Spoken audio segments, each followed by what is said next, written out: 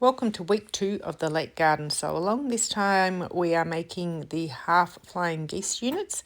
This is done by marking a diagonal line on the back of your squares.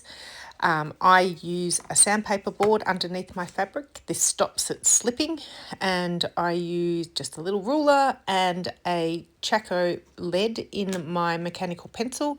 The Chaco leads come in all different colours and they're also water soluble, so they're my favourite tool for marking fabrics because they don't stick around.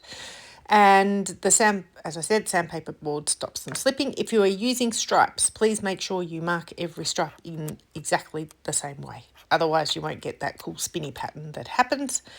Then place it on top and sew.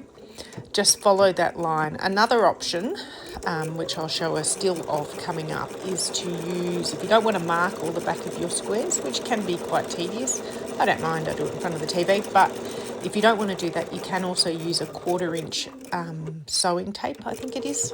That's what it's called, by Cluck Cluck Sew. So it actually sits on your sewing machine table and you line up the point that you're sewing from to the other point, and this gives you a perfect seam line. You can see that there. That's another option if you don't want to mark.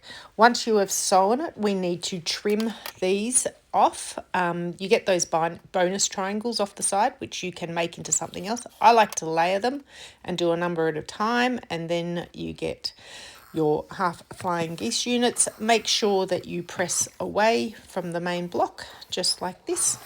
And there you go, all the stripes are in the same position. Awesome, and they're all good to go. And repeat, repeat, repeat. You can see here, when you lay them out, all the stripes are spinning. And there's the finished blocks. Looking forward to next week.